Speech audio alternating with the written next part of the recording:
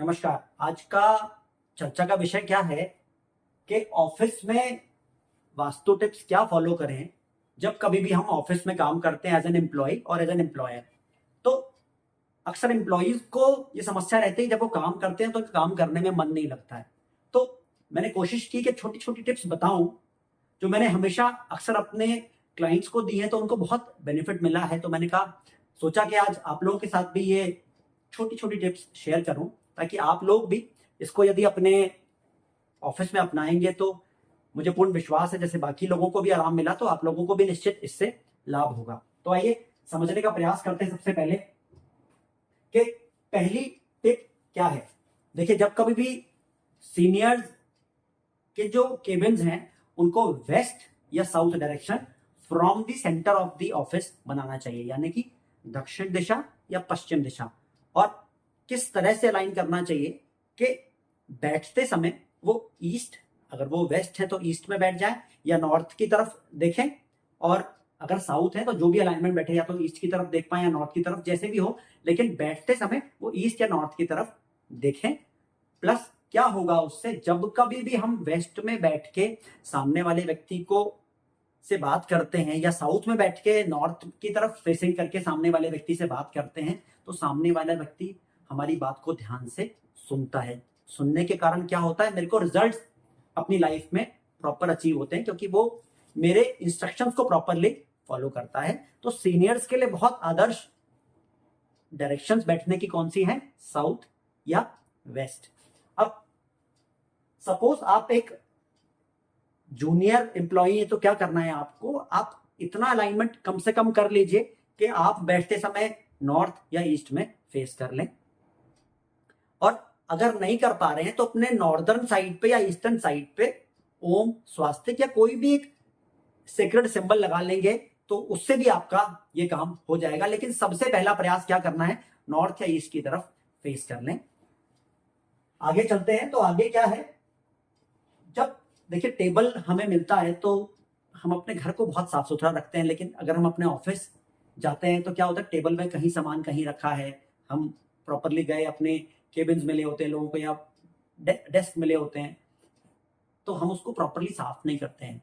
तो क्या करना चाहिए, उस टेबल को प्रॉपर साफ सुथरा करके, साफ सुथरे से मतलब है जो फाइल्स आपको मिली हैं या जो आपको काम मिला है उसको व्यवस्थित रखिए। साथ के साथ एक चीज और करनी है बहुत महत्वपूर्ण, वो क्या है, वो ये है कि यदि वहां पर कोई पेन टूटा हुआ आपके पास रखा है या कोई भी आपको लगता है सामान टूटा है, प्लीज उसको वहां से हटा दें, व्यवस्थित कर दें चीजों को, जिससे क्या होगा, आपका काम करने में मन लगेगा और उस टेबल की ऊर्जा एनहांस हो जाएगी।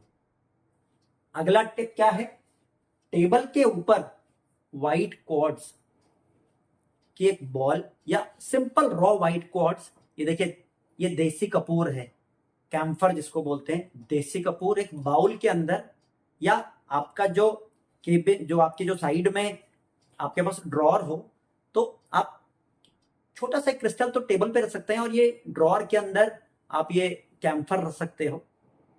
और जब ये धीरे धीरे उड़ जाएगा तो आप क्या कर सकते हो, इसको दोबारा रख दीजिएगा। इतना कैम्फर आपके टेबल पर बहुत रहेगा। यदि छोटा आपका केबिन है तो इतना सा कैम्फर आपके लिए मैजिक रिजल्ट्स लेके आ सकता है। इसको क्या बोलना है, भीमसेनी कपूर, सरस्वती कपूर या कोई और कैम्फर जिसके ऊपर लिखा रहता है सिंथेटिक कैम्फर, जिस भी कैम्फर के ऊपर लिखा होगा सिंथेटिक कैम्फर, वो इस्तेमाल नहीं करना है आपको। स्मेल करने से समझ में आ जाएगा कि ये भीमसेनी कपूर देसी खुला हुआ कपूर है, ये आप रखोगे तो एनर्जी लेवल्स बहुत अच्छे तरीके से एनहांस करता है। अगला टिप क्या है, कुर्सी के पीछे जहां पर आप बैठते हैं, कोशिश कीजिए, खास तौर से यह टिप सीनियर एम्प्लॉइज के लिए है कि जब आप बैठते हो तो आपके इस हिस्से तक, ये जो आपकी बैक है वहां एक अलमीरा पीछे हो, पीछे बहुत खुला ना हो, और चेयर जो है वो एटलीस्ट आपकी इस तरह से हो कि वो ठोस चेयर हो। और जूनियर एम्प्लॉय कम से कम ऐसा कर ले कि भाई उसके पीछे इस तरह से बैठे वो कि अलमीरा पीछे आ जाए या वॉल पीछे आ जाए, तो उससे क्या होगा, एक स्ट्रेंथ उसको मिलेगी और उसका काम, उसका मन, फोकस बहुत अच्छा लगेगा। और कई बार क्या होता है, केबिन्स बन जाते हैं तो फिर इस बात को इग्नोर कर दीजिए, कोई ऐसी टेंशन वाली बात नहीं है। बस खासतौर से सीनियर एम्प्लॉयज को इस चीज को जरूर ध्यान देना है, क्योंकि उनके ही इंस्ट्रक्शन से सारा ऑफिस चलता है, तो उनके लिए सपोर्ट सिस्टम क्रिएट होना बहुत इंपॉर्टेंट है। इसीलिए कहा जाता है साउथ और वेस्ट में बैठने के लिए, क्योंकि साउथ और वेस्ट डायरेक्शन क्या है, दृढ़ता और स्थिरता की दिशा है, वहां से स्थिरता प्राप्त होती है।